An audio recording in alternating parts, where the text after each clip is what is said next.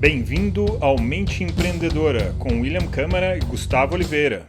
Fala galera, beleza? Aqui é Augusto, estou aqui com o Will Câmara, e estamos aqui para mais um episódio da Mente Empreendedora e o Líder do Futuro. Hoje, nosso convidado é o Henrique Galvani, né? Em vez de a gente apresentar ele, a gente vai pedir para ele se apresentar aqui um pouquinho, dar uma palhinha inicial sobre o que ele faz na Arara Investments, Arara Feed. Vamos lá, Henrique, seja muito bem-vindo. Obrigado, Gustavo. Obrigado, Will. Primeiramente, é um prazer estar aqui falando com vocês. Obrigado por todo mundo que está ouvindo aí. Eu sou o Henrique, 31 anos, aqui do interior do estado de São Paulo. Vocês podem ver pelo sotaque mesmo, né? Eu sou de Morro Agudo, uma cidade de 30 mil habitantes. Saí de casa cedo, aos 17 anos, fui fazer o colégio nos Estados Unidos. Morei numa cidade que é muito focada no agronegócio também, que é Lincoln, Nebraska. Nebraska é o Cornhusker americano, né? Então lá faz parte do Corn Belt, né? O cinturão do milho, produz muito milho lá. Só o estado de Nebraska inteiro tem mais irrigação que o Brasil, né? Então você vê o tanto que o agro realmente é avançado. Então, voltando ao Brasil, comecei de fato aqui fazendo ADM em Ribeirão Preto, uma cidade mais próxima de Morro Agudo. Logo entrei numa empresa, uma firma de auditoria, consultoria e M&A focado no agro, que é o grupo BLB Brasil. Fiz carreira como auditor contábil durante 6 anos, então atendia usinas de açúcar e álcool, agropecuárias, cooperativas de crédito, cooperativas agrícolas, produtores rurais querendo implantar governança e uma sucessão familiar também ali na empresa, né, na fazenda no caso. E aí em 2018 eu volto para os Estados Unidos, no momento que estava muito hypado o universo de startup aqui no Brasil, 2018, 2019, a gente teve o boom dos investimentos aqui. E aí comecei a conhecer o que a gente chama de mercado de venture capital ou capital de risco, né? E aí que minha trajetória de fato começa no universo de inovação, assim como o bichinho do agro me picou, o bichinho da inovação também me picou, e eu falei, pô, como unir as duas coisas que eu gosto muito, agronegócio e inovação, né? E aí que a gente funda a Arara Seed em 2022, é a primeira plataforma de investimento em startups do agro, food e clima. Então a gente, bem dizer, criou, bem entre aspas, como se fosse uma mini bolsa de startups. As startups fazem o seu IPO ali, né? A gente fala que é o primeiro acesso ao mercado de capitais é pelo crowdfunding, é isso que a gente vai estar trocando ideia aqui hoje. Nos últimos 2 anos, a gente captou um pouco mais de 32 milhões de reais em investimentos através da Arara Seed. Muito legal. Inclusive, vou me corrigir aqui. Eu fui falar Arara Seed no começo, falei Arara Feed. Então, não sei onde eu estava com a cabeça. Faz Aliás, eu sentido, gosto. feed de alimentar, com seed de semente, tudo faz sentido. Acho que foi isso que eu pensei. E, aliás, gostei muito do nome, Arara, né? De onde veio esse nome, Henrique? Muito interessante, Gustavo. A gente estava pensando muito em como abrasileirar um mercado que é muito americanizado, né? No caso, termos, tudo mais. Inclusive, o nosso nome é um termo em inglês, né? Mas a arara, a gente quis trazer a questão de. Até tem uma ararinha que a gente montou em Lego aqui também. É, quis trazer uma questão de um animal brasileiro, azul. A gente quis fazer uma analogia na nossa curadoria, ou seja, de buscar startups que estão em extinção, né? De realmente ter uma boa curadoria, uma boa análise, um bom critério ali. E seed, do estágio que a gente investe, que é o estágio pre-seed, capital pré-semente, e também seed do agronegócio, né? Começa uma sementinha e de fato floresce. Então por isso que a gente teve o naming Arara Seed, trazer algo brasileiro com agronegócio e também com investimento. Muito legal. Sempre interessante ouvir as histórias aí dos empreendedores, né? Também sou empreendedor, o Will também é, né? Eu estou desde 2000 empreendendo, já são 24 anos, já fiz aí um pouco de tudo, e nome é sempre um dilema, né? É um Sempre é dilema. uma reflexão grande, é interessante conhecer a simbologia por trás Nem sempre tem simbologia, né? Às vezes está com pressa lá, a pessoa põe qualquer nome. Mas, em geral, eu vejo que tem uma simbologia que tem a ver até com a própria missão, né, do negócio.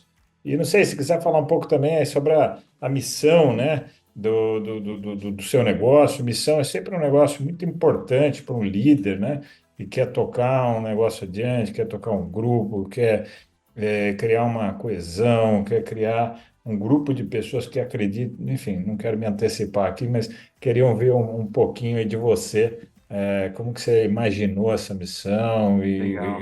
e para onde vocês estão indo, né? A nossa missão, nosso propósito é o que nos move. Bom, a gente está falando do agronegócio, a gente está falando de um terço do PIB. A gente está falando de uma responsabilidade do Brasil que hoje já alimenta 1 bi de pessoas, né? E está aumentando. A gente está falando de 30 milhões de hectares em áreas degradadas que pode tornar áreas produtivas, né? A gente está falando de preservação de 50% da floresta nativa no Brasil, né? Então, quando eu olho para o propósito, é impossível desassociar que nosso propósito é apoiar empreendedores fora da curva que alimentarão o Brasil e o mundo. E quando a gente olha para a nossa visão, né, que faz conexão com o nosso propósito, com a nossa missão, até 2030 a gente pretende captar 200 milhões de reais para startups do agro, né? A gente acredita muito que, bom, o agro já é tecnológico, né, em termos de práticas que a gente adota lá no campo, né? Mas ainda falta muitas questões de gestão, falta muita questão no quesito crédito, tem muitas áreas como seguro, rastreabilidade, como até a polêmica do crédito de carbono que dá para a gente inovar, então a gente está buscando de fato conectar essas pontas para não falar sobre o agro tecnológico, mas sim o agro como uma coisa só, né? É isso que a gente está buscando aqui na Arara Seed. Eu achei interessante o negócio de vocês, né? O modelo de negócio, que eu acho que ele é bem inovador, acho que nas duas pontas, né? Tanto para o investidor quanto para quem precisa do investidor, né? Quem é o empreendedor ali que está precisando captar negócio. Conta um pouquinho para a gente como é que surgiu essa ideia do modelo de negócio, como é que ele funciona, qual que é a grande sacada aí que teve por trás desse modelo, né? Legal, Gustavo. Eu já estava trabalhando no Venture Capital desde 2019. A Arara Seed, ela surge em 2022. E nessa jornada de captar recursos para as startups, eu ouvia muito dos investidores: pô, eu quero começar a investir, mas não quero começar com 200 mil, com 100 mil reais. Quero começar um pouco mais tímido, como todo início do investimento, né? Eu coloco um pezinho ali, de fato, para realmente ir aprendendo. E aí, olhando para o mercado de capitais do agro, né, a gente está falando de um PIB que representa quase 30% e ainda menos de 10% do mercado de capitais, né, o agronegócio. A gente falou assim, como que a gente linka o VC no mercado de capitais? E aí a gente começou a estudar a regulação da CVM 588, que agora virou a CVM 88, que permite plataformas como a gente fazer ofertas públicas para investidores investirem a partir de R$ 1.000. É uma democratização do investimento. Então, como é que funciona na prática, né? As startups não têm grana para ir num banco e pedir de fato, ó, me dá um empréstimo, me dá um financiamento para eu crescer meu negócio aqui. Eu estou faturando 50 mil por mês e eu estou precisando de R$ 1 milhão para crescer um negócio rápido nos próximos 2 anos. O banco não dá esse tipo de recurso, né? Então, o que as startups têm que recorrer, né? O capital de risco que a gente fala, né? O venture capital. E aí é isso que a nossa plataforma faz. Ela une a ponta de quem quer pegar um pedacinho daquela startup que ainda não vale muito, com um potencial de crescimento relevante e ganhar múltiplos. Aí a gente vê no mercado 4, 5, até 10 vezes o capital investido, né? E da outra ponta, o investidor tentando acessar, ou, desculpa, o empreendedor tentando acessar investidores que querem investir em negócios exponenciais e organizada por meio de uma plataforma regulada junto à CVM, né? Então a gente é o elo entre empreendedor e investidor. Então o que nós construímos é a plataforma e nosso modelo de negócio é um FII entre a rodada de captação, que varia muito de business para business, tamanho de rodada para rodada, a modalidade, se é equity ou se é dívida, mas pode variar entre 4 a 10% sobre o montante da rodada de captação total. É um baita modelo de negócio legal. Você só atende em agro, é isso, Henrique? Agro, food e clima, né? Tudo que envolve de fato a cadeia de valor do agronegócio, né? É impossível a gente falar de agro sem falar de clima, sem falar de alimentação, né? Então, agro, food e clima. Pode falar, Will, vai lá. Não, não. Quando você fala clima, você está falando, isso inclui geração de energia também ou não? Sim, Também. energia Tá. renovável, Ok. mercado de carbono, práticas de detecção de incêndios, bem amplo mesmo. Que E legal. coisas que também você falou ali meio rapidamente, mas achei bem interessante, que tem uma quantidade grande de áreas degradadas, né? E isso, nossa, resolve três coisas de uma vez, né? Porque você vai produzir numa área ruim, você vai recuperar a área e ainda vai tornar o ambiente mais agradável para a sociedade, né? Então, achei muito legal. E Existem fora iniciativas hoje? demais, inclusive semana que vem eu tô indo pro Pará, a gente vai fazer uma captação para uma startup também que faz exatamente isso. Ela reúne investidores, hoje já tem mais de 360 investidores que aportaram grana ali para ela realmente comprar áreas degradadas, né, que era uma pastagem degradada, ou uma área que já foi alguma produção, mas por descuido do produtor não produz mais nada. E aí é aquilo que você comentou, né? Investe naquela área para torná-la produtiva, consequentemente, além de melhorar a paisagem, melhora também, no caso, a absorção de carbono pelo solo, que hoje o solo é o principal, a principal fonte de absorção de carbono, e ainda produz alimento. Em uma área que valia, por exemplo, 4, 5 mil reais o hectare, ali na frente ele vende a 50 mil hectare, porque ela já é produtiva, já é uma área que já foi cuidada, já está uma área fértil e dá o retorno para os investidores, né? Então eu estou indo exatamente no Pará, não conheço ainda, eu estou ouvindo bastante aquela região do Matopiba, que está muito forte no agronegócio, Maranhão, Piauí, Pará, Tocantins e algumas áreas ainda do Goiás, que tem oportunidades relevantes lá.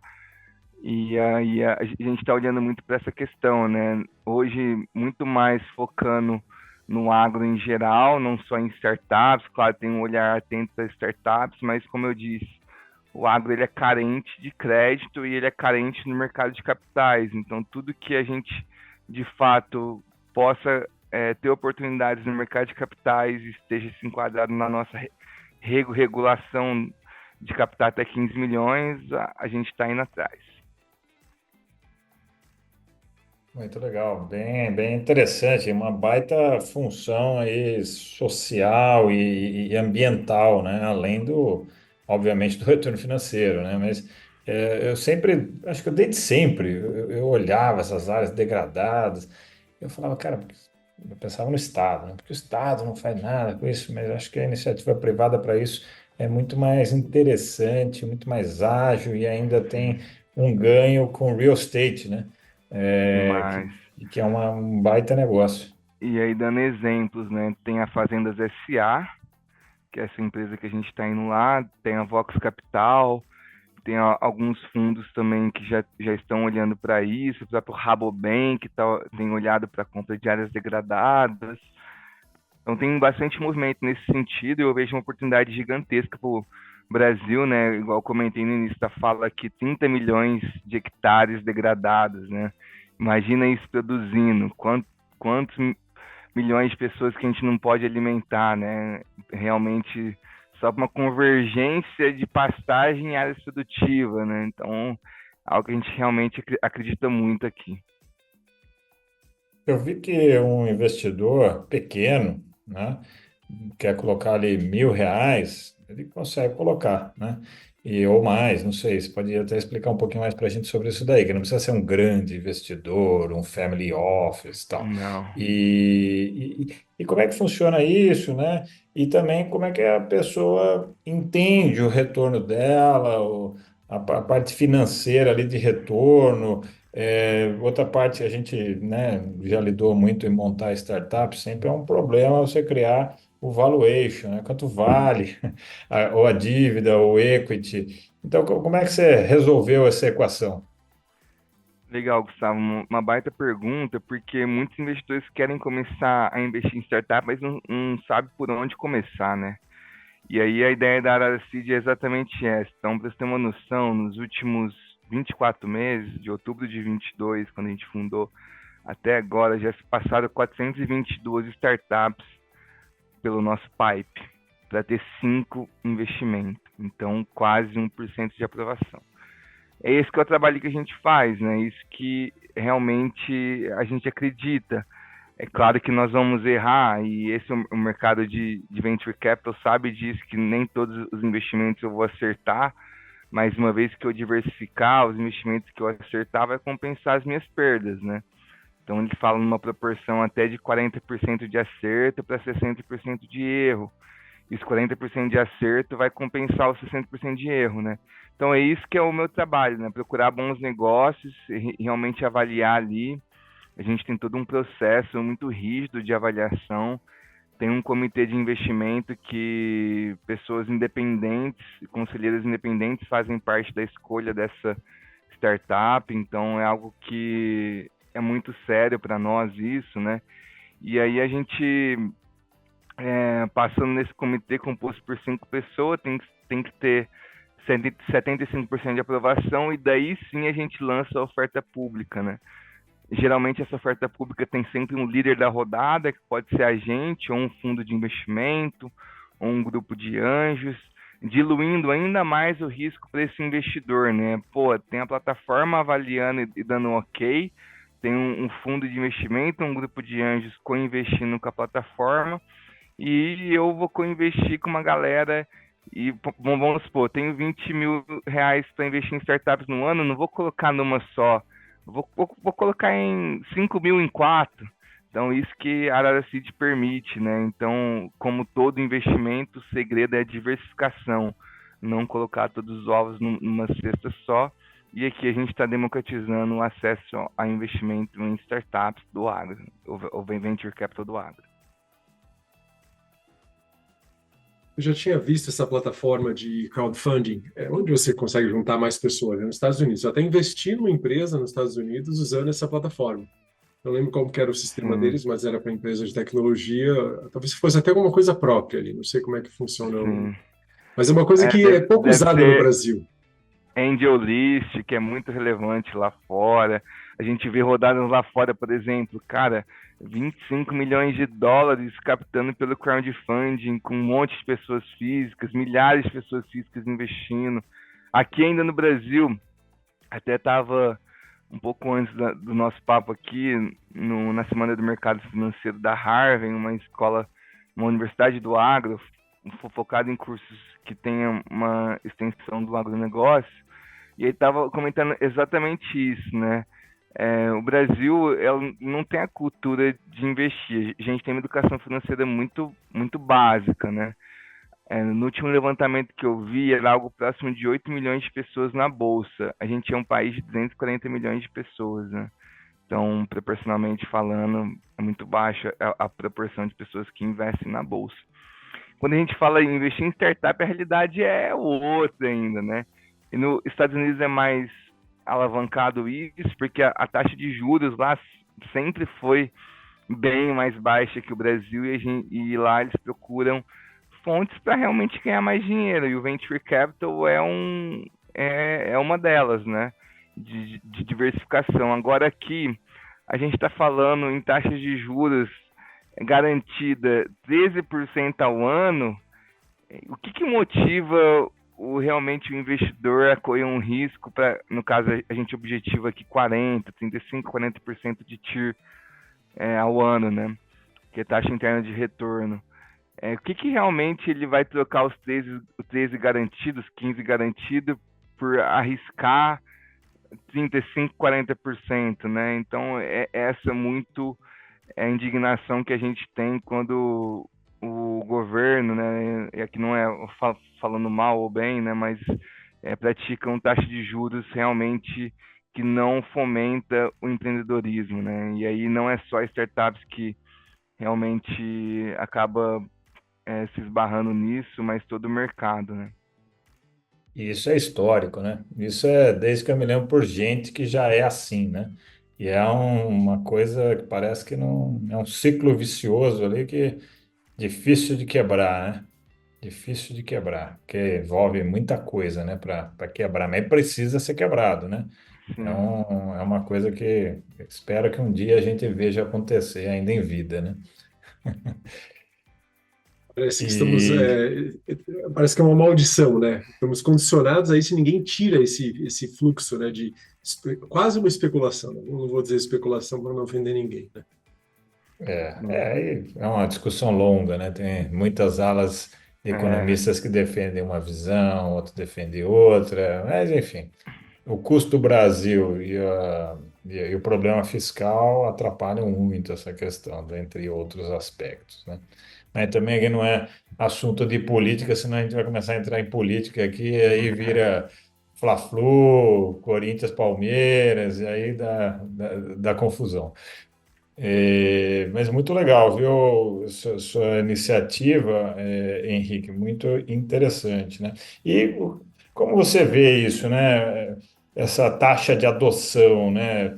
E de interesse e de querer investir ali, o cidadão comum, né? Investindo nesse tipo de negócio, né? Você tem visto isso aumentar? Como é que está a perspectiva sua em relação a isso? tem visto isso aumentar, tem visto isso aumentar principalmente no agronegócio, inclusive saiu uma reportagem recente sobre o quanto os investidores estão procurando startups do agro em plataformas de crowdfunding. Nós fizemos um levantamento e no ano passado tiveram mais de 2.500 investidores, pessoas físicas, que investiram em startups do agro. E aí, junto com a gente, teve Araseed, CapTable, SMU, Equiseed, as principais plataformas de crowdfunding fazendo esse levantamento. Inclusive, foi reportagem do Globo Rural isso. Foi muito legal. Do lado da Arara, hoje nós temos 3.500 contas abertas, então a gente vê um movimento de pessoas interessadas. Não necessariamente quem abriu uma conta com a gente já investiu, né? Então, dessas 3.500, 500 investiram pelo menos uma vez nos últimos 24 meses, né? Então, a gente está realmente enxergando uma oportunidade relevante para o mercado, e aí nossa visão de agregar outros produtos de investimentos, não somente startups, mas outros investimentos alternativos, como é o caso de fazenda, como é o caso que o brasileiro está mais acostumado, taxa de juros, você fazer um mini CRA, você fazer uma nota comercial focada no agro, uma debênture ali, tudo que envolva o mercado de capitais, atualmente a gente está olhando, porque numa construção de uma startup é isso, né? A gente não pode estar focado só numa coisa e estar fechado com aquilo, que vem aí um fator externo que a gente não controla, como o aumento de taxa de juros, e influencia diretamente o nosso negócio, né? Então, quais outros produtos de investimento que comunicam com esse, que faz a minha North Star Metrics, no caso aqui, que é base de investidores ativos, aumentar, né? E é isso que importa, a gente está percorrendo uma base de investidores. Se vai ser com startup, com fazenda, com juros, etc., não importa para nós. O que importa é realmente a gente conseguir aquele propósito nosso de apoiar os empreendedores que vão alimentar o Brasil e o mundo e conseguir captar os 200 milhões até 2030. Bacana, Henrique. Gostei de saber um pouquinho do negócio, que a gente estava curioso. Com a mesma curiosidade do Gustavo, porque é Arara, né? Então você explicou e foi muito interessante entender o business. E a gente gosta também de entender o empreendedor por trás do business. Quando você fala a gente, né? Vocês colocaram um propósito, uma missão para realmente de mudar o país, contribuir para uma mudança sustentável do país. Mas quem é o Henrique, né? Conta um pouquinho aí, você contou um pouquinho da sua formação, Você já teve lá você estudou em Lincoln, Nebraska. Eu sempre lembro disso porque tem um filme que passa Lincoln, Sim, Nebraska. Senão eu nem nunca teria conhecido eu essa fiz o cidade. colegial, o terceiro colegial lá em Lincoln, Nebraska, cara. Foi uma experiência incrível na Imagina, minha vida. É lá, né? de fato, eu vivi a cultura norte-americana raiz mesmo, sabe? Imagina.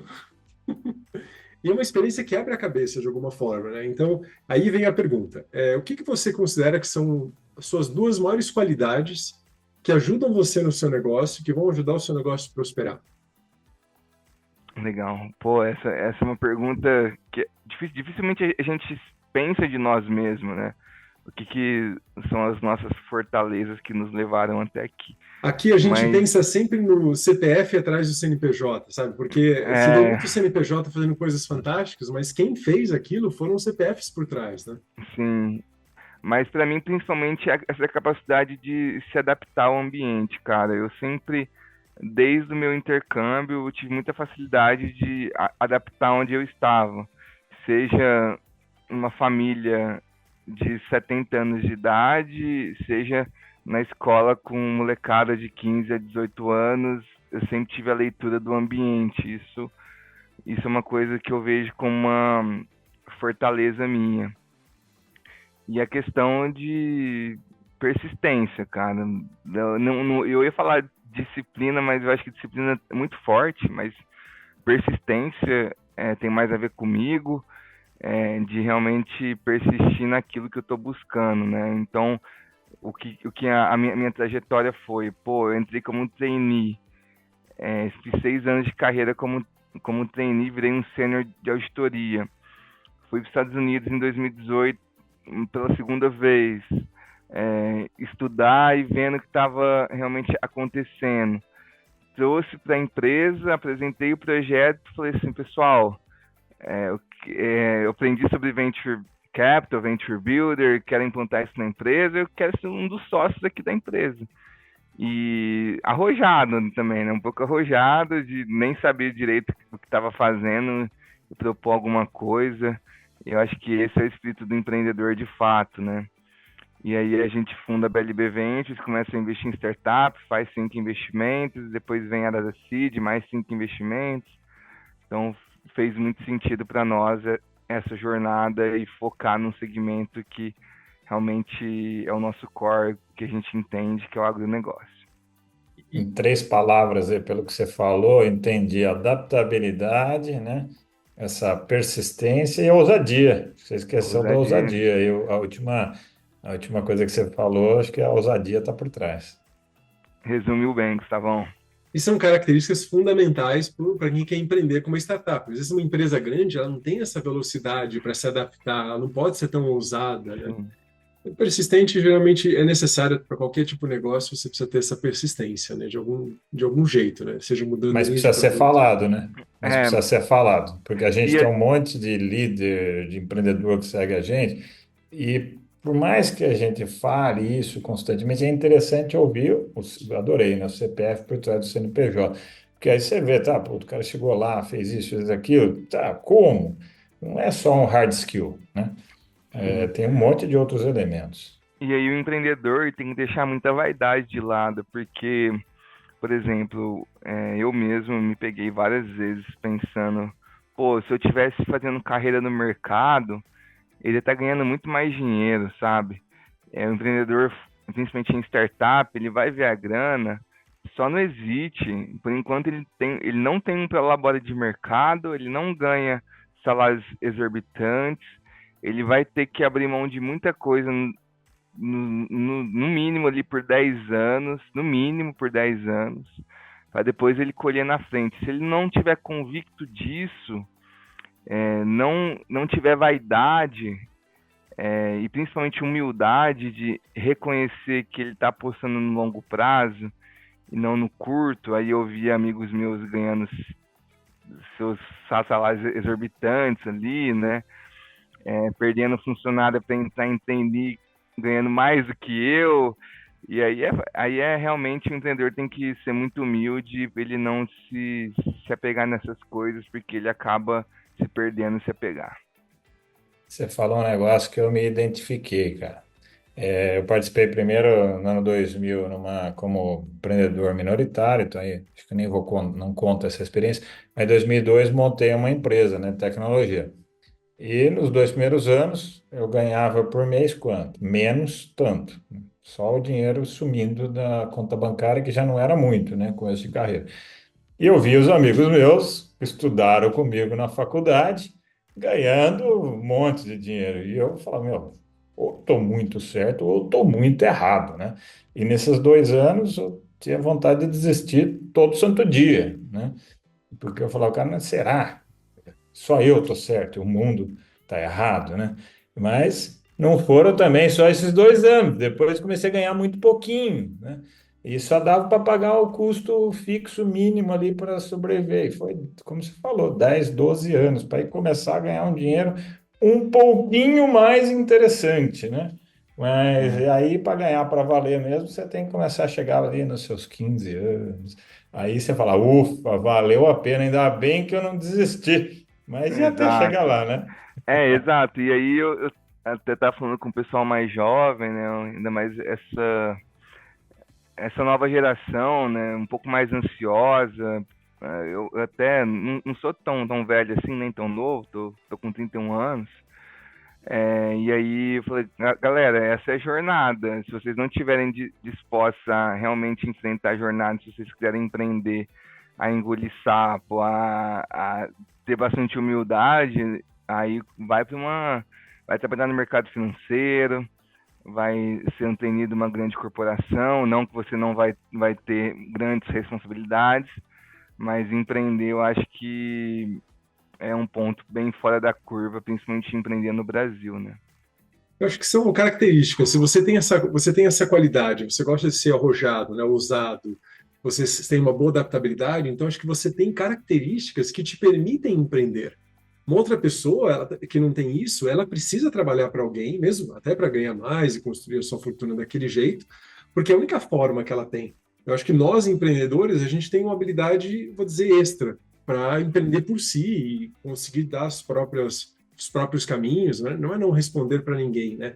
Mas é conseguir ter um pouco mais de liberdade. Isso, para quem valoriza a liberdade, é importante, né? E o empreendedor que acha que não vai responder, espera ele ter um investidor então na mesa. Aí não tem como. E tem duas pessoas que é muito importante que o empreendedor sempre vai responder, que é o investidor e os clientes. Talvez na ordem os clientes e depois o investidor, né? Então essa é a jornada. E isso pode se intensificar quando você faz o seu exit, né, a sua saída, mas você ainda tem ali um pedaço que fica ali na empresa como sócio, ou tem um Sim, earnout, né, uma saída mais para frente, aí você responde mais ainda. sim, exatamente. Isso não é ruim, E né? é bom, tudo tem as suas fases, né? A gente precisa só entender e a palavra-chave acho que é adaptação, né? A cada momento, a cada fase, né? Da vida, do ciclo de vida do empreendedorismo.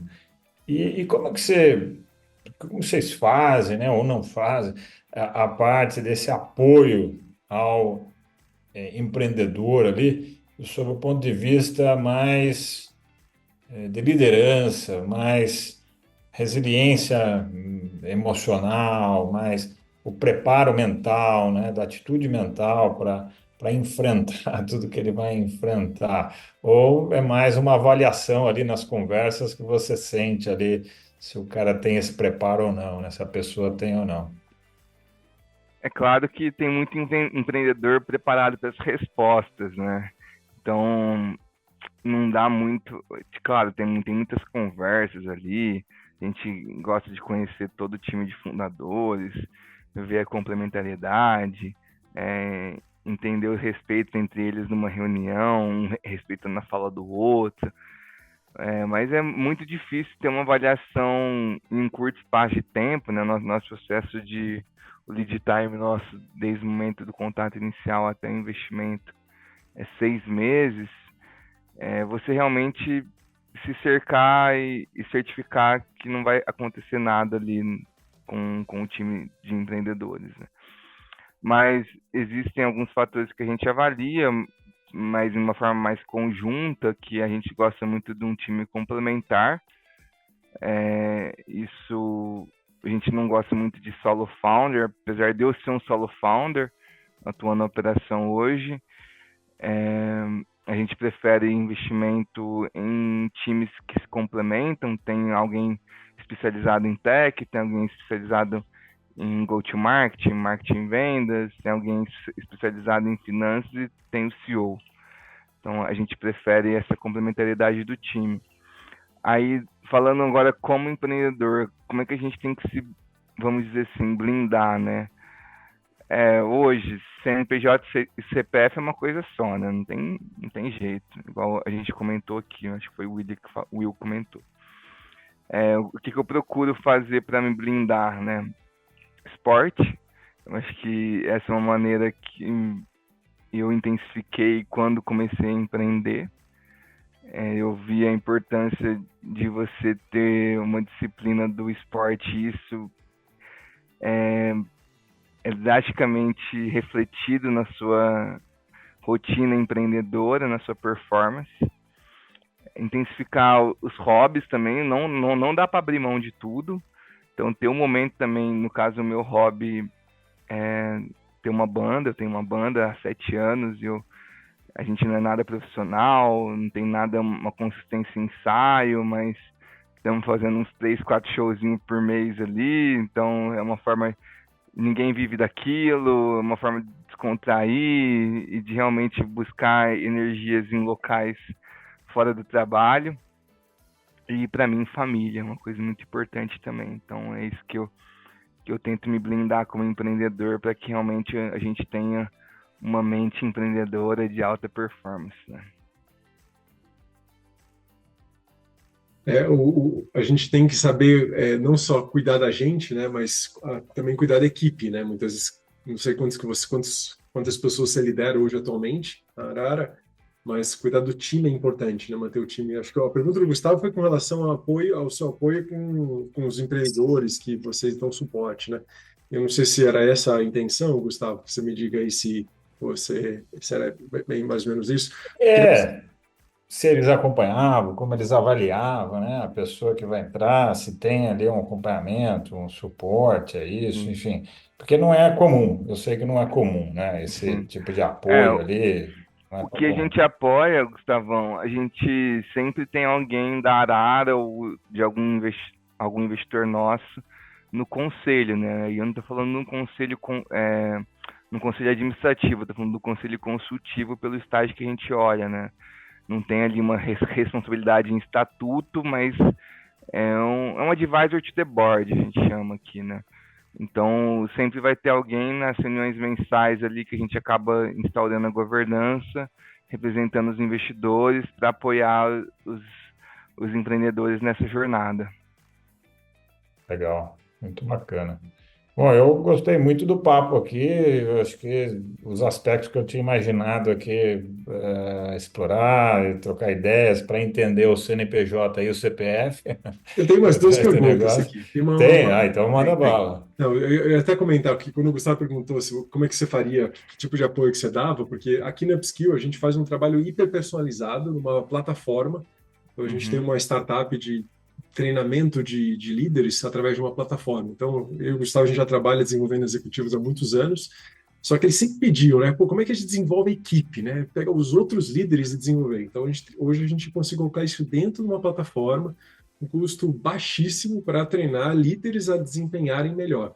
Não só C-levels, mas qualquer líder dentro de uma empresa, né? Não sei se ele perguntou isso, mas a nossa expertise é em soft skills, em habilidades humanas, como você falou, assim, conseguir deixar o CPF arrumado para que o CNPJ como um todo, né, performe bem, né?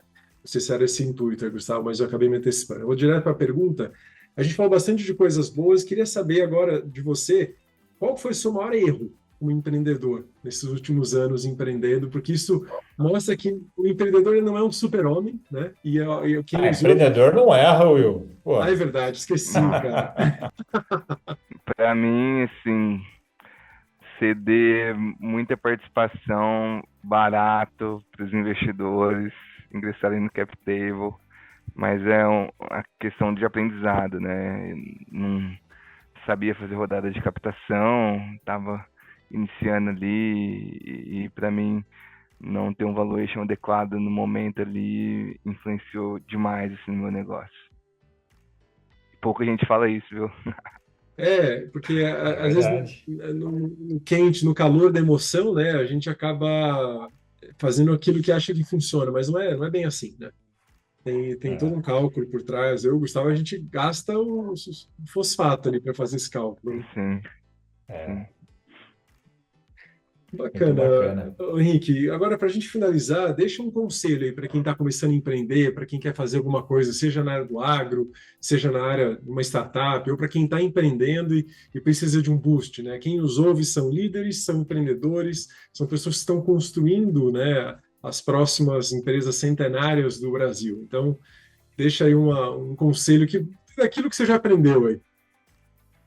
Bom, primeiramente eu tenho muito a aprender ainda, mas o que eu aprendi é muito de lifelong learning, sempre estar aprendendo, né? Buscando estar rodeado de pessoas que realmente têm histórias e têm propósitos parecido contigo, tá também cercado no final de semana, inclusive, também por pessoas realmente que vai te agregar ali, isso eu valorizo muito.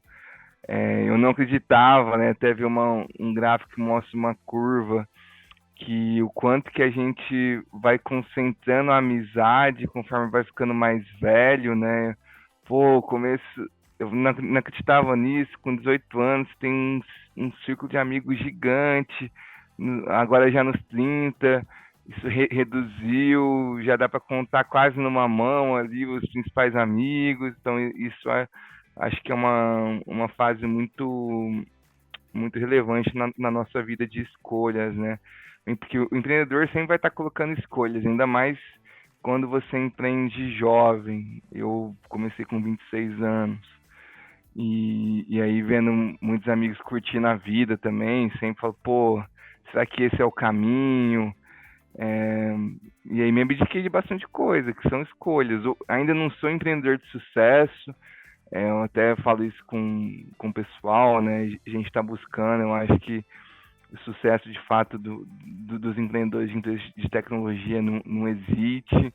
É quando ele vai começar a olhar e investir em outras empresas de tech, outras startups, mas e também um último conselho é de nunca abandonar a nossa saúde física e mental, principalmente, porque tem certos momentos que a gente vai estar tão focado no trabalho, tá trabalhando suas 12 horas por dia, mas isso não se sustenta a longo prazo.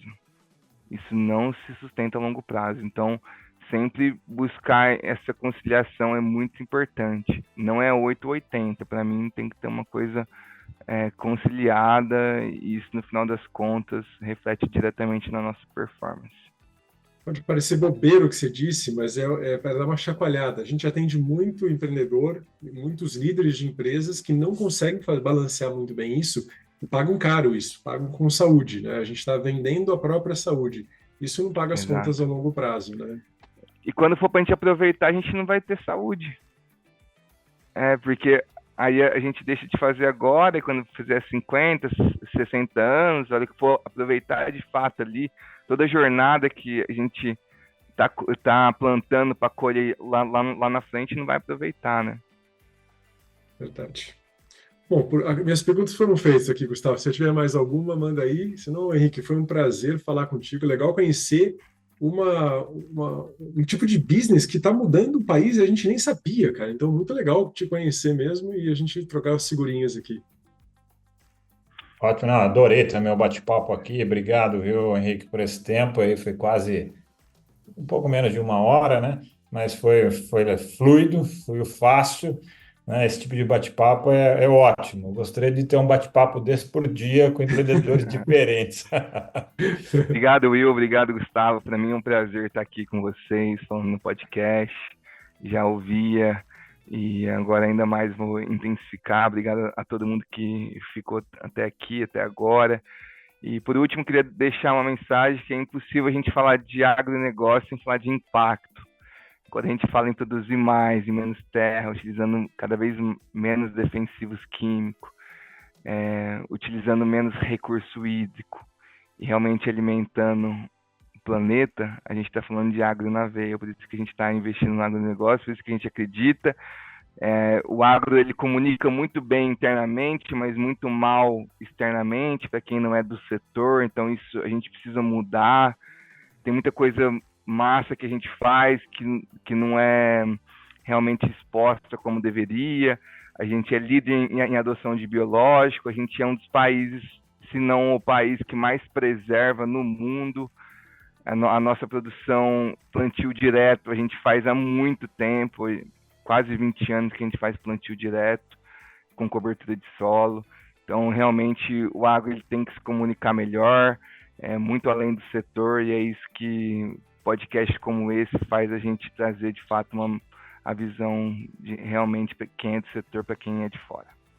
Tá aí uma oportunidade de negócio que você acabou de falar.